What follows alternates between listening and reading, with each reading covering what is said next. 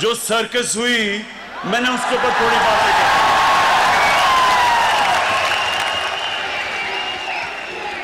नहीं, अभी नहीं, ओहो, अभी नहीं।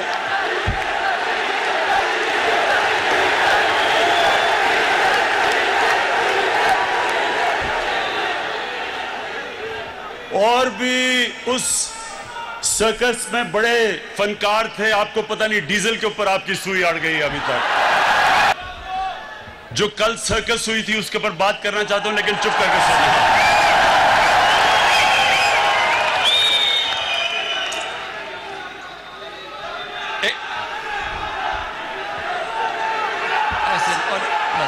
नहीं, आप एंजॉय नहीं करेंगे अगर आप सारा वक्त नारे मारते रहे। आप कैसे एंजॉय करेंगे? यकीन करें, आप ये जो मैं सर्कस के ऊपर बात करूंगा बड़ा एंजॉय करेंगे, ये मेरा वादा आपसे।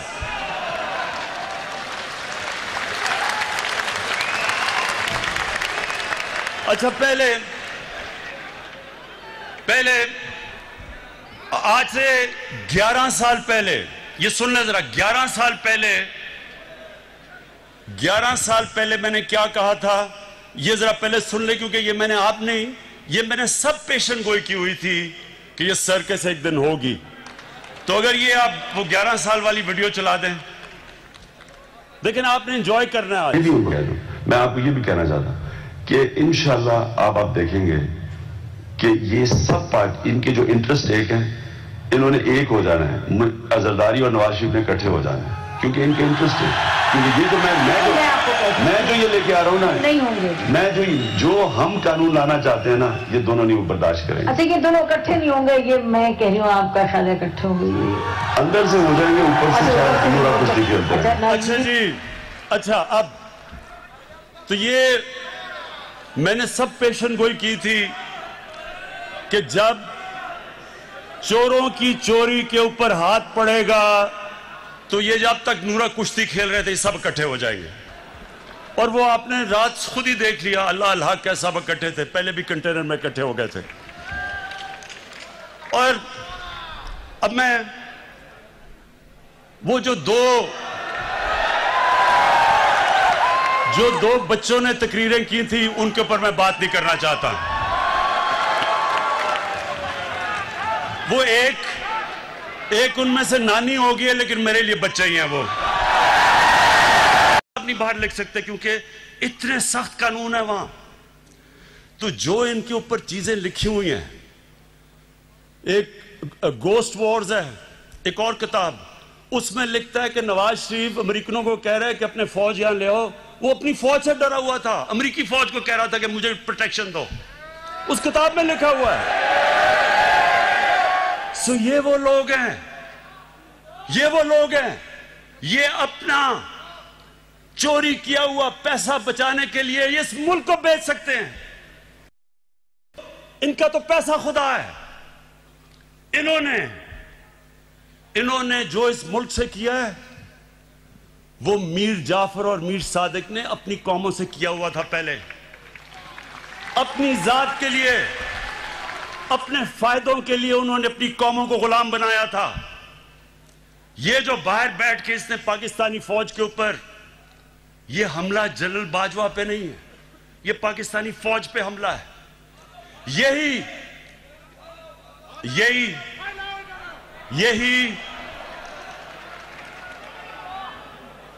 यही बात नरेंद्र मोदी कर रहा था। जब नरेंद्र मोदी ने बार बार स्टेटमेंट्स दी कि हमें नवाज शरीफ पसंद है, लेकिन हमें जो पाकिस्तान का आर्मी चीफ है वो दहशतगर्द है, वो बार बार ये कहता था और नवाज शरीफ चुप बैठा हुआ था। मुझे क्यों नहीं नरेंद्र मोदी कहता कि इमरान खान ठीक है लेकिन जनरल बाजवा गलत है? वो क्यों नहीं कहता? क्योंकि उसे पता है कि मैं हिंदुस्तान की असल दुनिया में नरेंद्र मोदी की शक्ल दिखाई है दुनिया में कि कितना बड़ा इंतहा पसंद है ये। सो ये जो आज इसको हिंदुस्तान अखबारों के अंदर जो तारीफें हो रही हैं नवाज शरीफ की, बड़ा जी जमहूरी आदमी है, ये फौज को कह रहा है कि अपना काम करो क्योंकि नवाज शरीफ जमहूरी है। क्या हिंदुस्तान को नहीं पता कि जब जनरल जिया ने इसको गोद में बैठा के मुंह में दूध की चूसनी लगाई थी इसके मुंह में, इसकी जमहूरियत? क्या हिंदुस्तान को नहीं पता कि ये वो वजीर आजम है जिसने डंडों से सुप्रीम कोर्ट के ऊपर हमला करवाया था? और फिर जुल्म देखें कि बाकी जुडिशरी को ब्रीफ केस दे के खरीदा था। ये वो नवाज शरीफ है जो आज बड़ा जमहूरी बन रहा है। ये वो नवाज शरीफ है जो टेलीफोन कॉल करके कहता था जस्टिस क्यूम इसको 3 साल नहीं बेनजीर को 5 साल सजा दो। ये वो है आदमी, ये वो है जो पिछला नैब का चेयरमैन कमर जमान जैसा करप्ट आदमी उसको चेयरमैन बना के अपने केस बंद करवाए। इसके लिए अदलिया तब तक ठीक है जब तक अदलिया इसके साथ खड़ी है। हुदैबा पेपर मिल का ओपन एंड शट केस जब बंद होता है, अदलिया बंद करती है, तो अदलिया बहुत अच्छी है।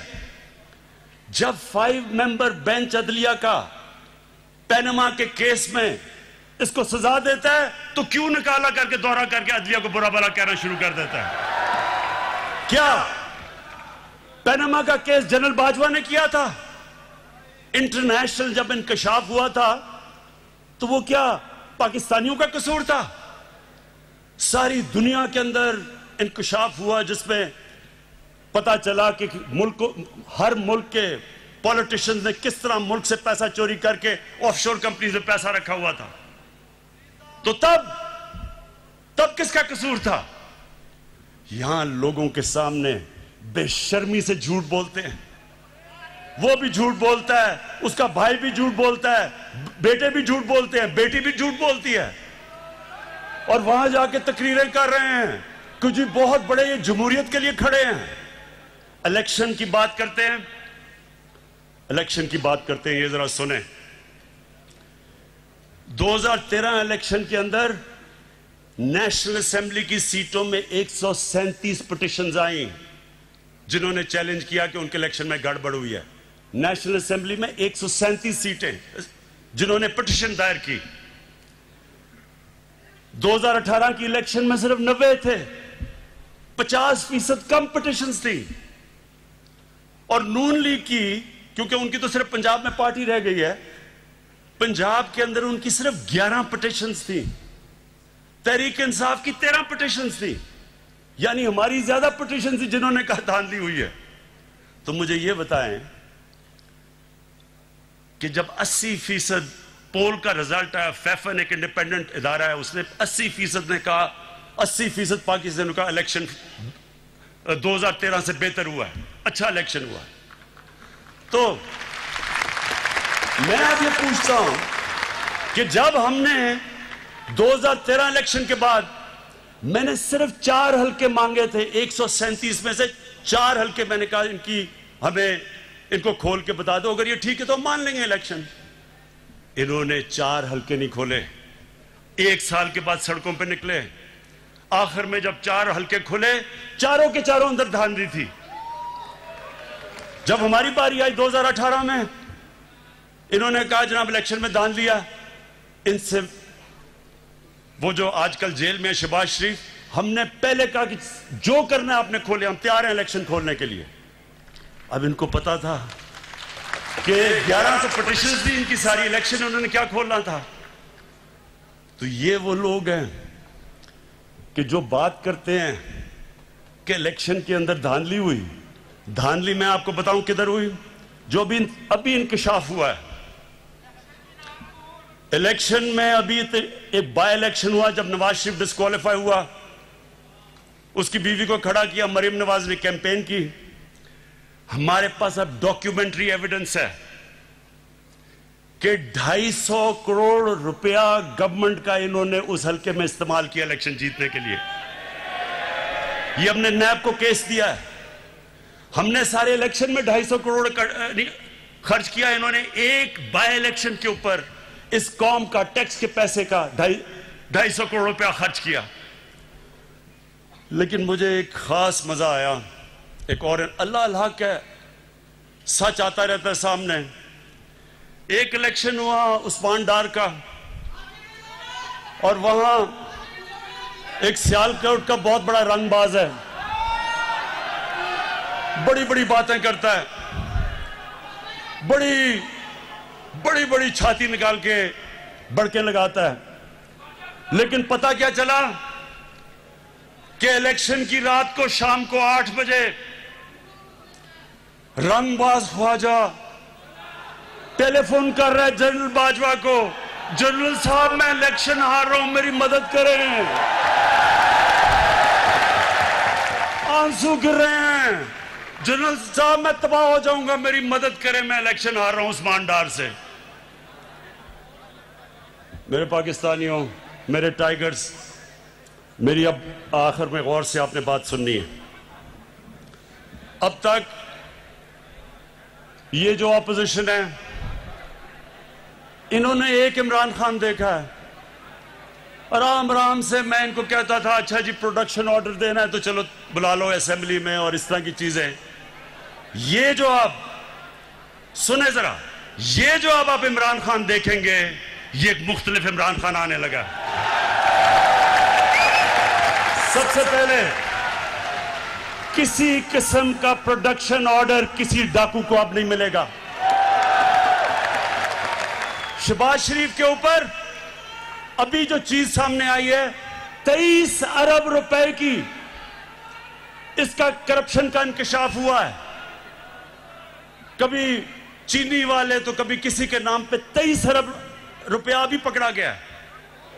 जब तक अदालतों में पूरी तरह यह जवाब नहीं देगा, कोई किस्म का इसको प्रोडक्शन ऑर्डर नहीं मिलेगा और ना ही किसी और डाकू को मिलेगा।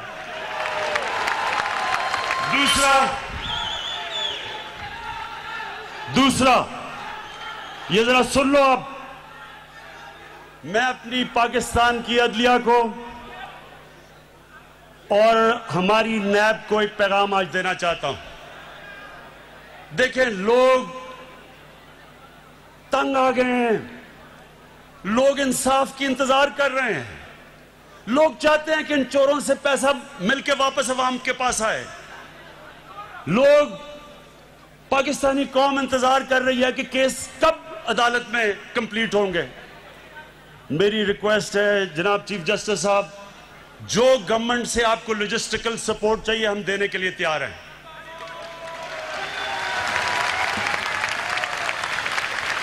जिस तरह की आपको हमारे से मदद चाहिए हम आपको देने के लिए तैयार हैं, लेकिन खुदा के वास्ते डे टू डे हेयरिंग करके ये केसेस खत्म करें। इनकी 30 साल से मुल्क को चोरी कर रहे हैं, इनकी अब से तो नहीं केसेस आए, लेकिन वो केसेस के फैसले ही नहीं होते। और मैं नैब को भी कहता हूं कि नैब आपने कई जगह बड़ा जबरदस्त काम किया, लेकिन खुदा का वास्ता है कि केसेस को मंतकी इंजाम तक तो पहुंचाओ। आप हमारे से जो मदद चाहते हैं हम देने के लिए तैयार हैं, लेकिन कौम इंतजार कर रही है कब इस कौम का लूटा हुआ पैसा वापस मिलेगा। गवर्नमेंट, ये मैं आज फिर आपके सामने अब रख रहा हूं कि जो नया इमरान खान, एक तो नया पाकिस्तान, एक नया इमरान खान बन गया। कल किसकी तकरीर सुन के जो उसने जबान इस्तेमाल की है उस गीदड़ ने, मैं ये आज अब फिर कहता हूं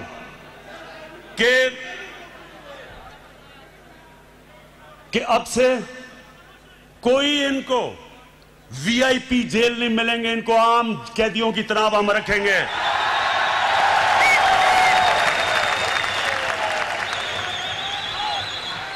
ये जो सारी जो कल सर्कस थी, ये सर्कस को मेरा पैगाम है कि देखें, आप सारे तो कभी किसी का कंधा पकड़ के आया, कभी कोई जलानी ने बना दिया, किसी ने कागज का टुकड़ा दिखा दिया कि जी मुझे तो मेरी वालदा की वजह से पार्टी मिल गई है। ये आपके सामने शख्स खड़ा है, इसने पहले तो 20 साल खेलों की ग्राउंडों में दुनिया की बेहतरीन लोगों से मुकाबला किया और उसके बाद 22 साल वाहिद पॉलिटिशियन हूं। 22 साल छोटी सी पार्टी से शुरू करके अवाम के पास जाके वाहिद पब्लिक मूवमेंट से पार्टी बनाई है, किसी का सहारा नहीं चाहिए। मैं आज आपको कह रहा हूं कि इंशाअल्लाह अब आपको मैं मुकाबला करके दिखाऊंगा। मैं सारी जो गवर्नमेंट के हमारे इदारे हैं, नैब हमारे आजाद है, अदालतें आजाद है, लेकिन मेरे नीचे जो अदारे उनको मैं अब खुद तैयार करूंगा। इस मुल्क में वो लोग जिन्होंने चोरी करके मुल्क को लूट के पैसा बाहर लेके गए हैं, इंशाअल्लाह एक एक को हम पकड़ेंगे। मेरी रिक्वेस्ट है फिर से नैब को और अदालतों से कि आप प्लीज इनके फैसले करें। और मैं अदालतों को आज ये कहना चाहता हूं, जो ये कोशिश कर रहा है, ये कोशिश कर रहा है अदालतों के अंदर इंतशार फैलाए, किसी जज का नाम ले रहा है, ये कोशिश कर रहा है फौज के अंदर इंतशार फैलाए, डीजी आईएसआई और आर्मी चीफ की बात कर रहा है कि फौज के अंदर इंतशार हो जाए, ये कोशिश कर रहा है कि बाहर जो एंटी पाकिस्तान फोर्सेस हैं उनके अंदर ये नुमाया हो जाए, जिसमें इसको पता है कि जो इजराइल की और जो हिंदुस्तान की लॉबी वो अमेरिका में सबसे मजबूत है, उसको अपील कर रहा है। ये जो गेम खेल रहा है, मैं ये गेम सारी समझता हूं, मुझे सारी इंटेलिजेंस है ये क्या खेलने की कोशिश कर रहा है। और मैं इसको ये बताना चाहता हूं कि मुझे तो कोई फर्क ही नहीं पड़ता कौन सा आर्मी चीफ हो या कौन सा आईएसआई का डीजी हो, मुझे तो फर्क ही नहीं पड़ता, क्योंकि मैंने तो कोई पैसे चोरी नहीं कर रहा या मेरी कोई बार जायदाद है नहीं, मुझे तो खौफ किसी से नहीं है। लेकिन जो जनरल बाजवा ने जिस तरह इस हुकूमत की मुश्किल वक्त पे मदद की, जिस तरह उसने हमारे साथ, मैं ये कहना चाहता हूं आज हमारे साथ अभी कराची में मदद की जब बारिशें आ रही थी, जो हमारे साथ कोरोना के अंदर पूरी तरह मदद की, जो हमारे पास जब मुल्क पे पैसा नहीं था, 2 साल पाकिस्तान की फौज ने असल में अपने डिफेंस एक्सपेंडिचर पे कट लिया, क्योंकि उनको फिक्र थी कि पाकिस्तान के पास पैसा नहीं है। कभी ऐसे पहले नहीं हुआ। हर जगह सारी मेरी फॉरेन पॉलिसी को आज पाकिस्तान की फौज और जनरल बाजवा हमारे साथ खड़े रहे हैं। ये जो कोशिश कर रहे हैं कि हमारी फौज और गवर्नमेंट के बीच में दरार डालें या फौज के अंदर इंतशार पैदा करें, नवाज शरीफ, मैं तुम्हें अब ये आज सुन लो मेरी गौर से बात, आज से मेरी पूरी कोशिश है तुम्हें इस मुल्क में वापस लाया जाए। और तुम्हें यहां आम जेल के अंदर डालेंगे, वीआईपी जेल नहीं होगा। गरीब आदमी लाखों की चोरी करे तो वो तो बेचारा जिन हालात में जेलों में रहता है, और जो अरबों पैसा चोरी करके बाहर ले जाए, बच्चे अरबों रुपए के घरों में रहें और वो जाके वीआईपी जेल में ठहरे, तुम वापस आओ तो मैं देखता हूं तुम्हें हम कैसे रखते हैं।